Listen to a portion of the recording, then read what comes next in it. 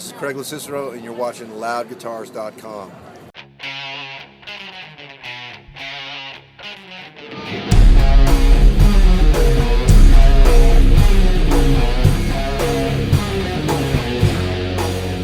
All right, man. Daniel here, loudguitars.com. I'm here with Craig from Forbidden. What's going on? So how you enjoying NAMM, dude?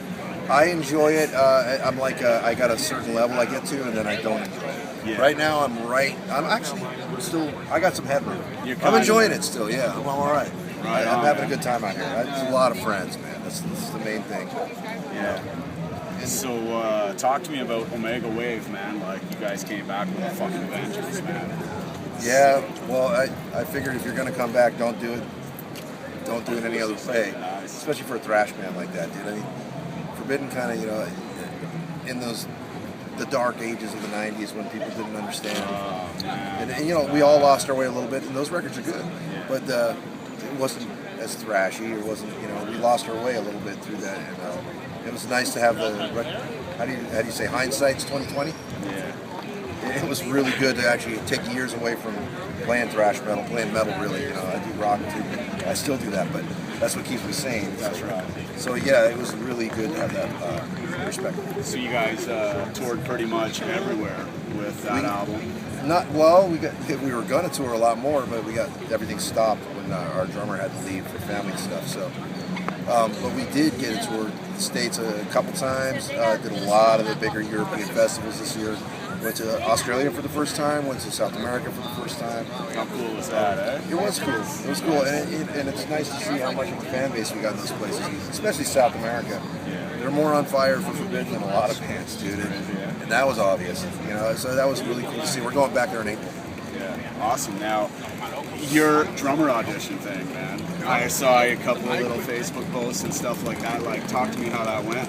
Like, how did you pick people and stuff like that? Well, I figured use the multimedia for what it's good for, and put it out there. And I figured if you're not involved in that multimedia, then we have no way to really reach you anyway. So it did work. We put it out there to send submissions into this YouTube channel, and I got dozens and dozens and dozens. And then we put up some that were amazing, some that were really good. And some of the ones that weren't so good at all. It wasn't there to embarrass. Well, it wasn't there to embarrass people. It was there to, give everyone a little bit of competition to fire each other up. And a lot of people sent stuff really, really fast. They didn't need to, because I said it's going to be months, a couple months, but it didn't matter. And we ended up with 12 guys that I thought were excellent from all over the world. And we had a guy from Australia, we had a guy from Italy, we had a lot of guys from different parts of the United States, a guy from Canada, different people like that. And it turned out to be the guy from Chicago who won. And Sasha Horn was like, so he's doing well. Sasha's great, dude, and he's with me. And we haven't really got to hang out until the last 2 days. We've been hanging out, going everywhere. But he's seeing different things right now. So, and we're going to work for the first time together. Yeah. Coming up this week. I've got a shitload of riffs, good ideas. And this guy, he's an accelerant. He's like. What kind of lights a fire under your ass, right? He's like napalm, bro. He's like napalm. He was really fucking on fire, and it made everybody. I looked when we were playing. It made everybody in the band that would usually just be kicking back. It's kind of like, oh, we got another little guy. Spark, eh? I looked, dude, and Russ is standing, fucking nailing notes, and Steve's just like, oh, it was like that.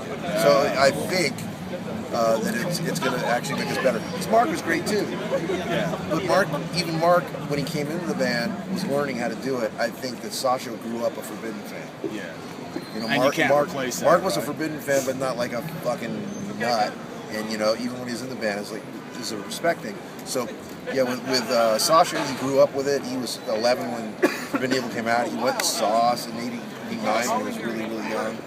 And it's I have a lot of kudos for a guy that lived it, came up like that. It's a good story. And then after he was in the band, we agreed. I found out his other email address is Twisted Into Form. Look at that.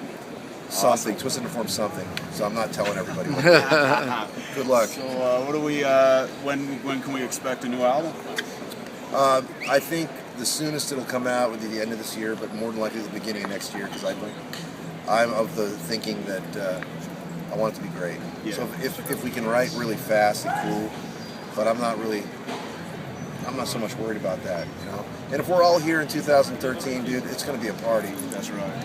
Because I don't know if we're going to make it, man. There's a lot of weird shit I don't going know if we're on going to make lately. it. I have no idea if we're going to make it, but if we do, I will be the happiest guy on this fucking rock, and we'll release a fucking great record. We're going to work hard on this year. How are you working on the writing? Are you sitting with Steve and going over riffs? For the first time, he came out and worked with me a little bit. I've got about, I don't know, 70 riffs or so. And just starting. I'm trying not to go into it thinking I'm going to write the songs up front this time. I'm trying to go into it with an open mind and see what everyone else contributes and see if we can do even more of a conglomeration. Because last time was a lot of really just me showing Mark stuff. Right. You know, and it turned out great. And I was really, actually made it easier.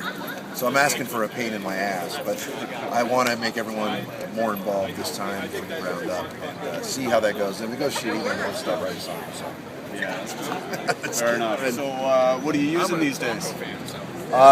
In Forbidden, I use EVH heads, 100-watt heads. I really love those things because they actually, I find that if I get a pull an amp out of the box where the low end doesn't fart over on the other note, and I'm picking 30-second notes, as fast as I can. That was probably the best amp I've ever come out of the box. So I've been really loving the EVH stuff, and I use Dean takes really good care of me.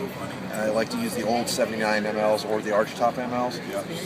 I'm not the dime guitars are cool, but they're not really for me. I'm more like I imagine that I'm like Elliot Easton and split the other way, like back doing the Cars in the old days. I just love that old look. It's ZZ Top, So I've been a fan of those guitars for a long time. I was drooling in that Dean booth earlier, man. They got some great stuff, and they got some nice vintage stuff coming up. They got some really good Les Paul knockoff stuff that looks great. I might change it up for Spiral Arms too, because I've been a Les Paul guy my last 12, 13 years. So I'm thinking about jumping all the way over. Thanks a lot, man. Hey, thank you very much.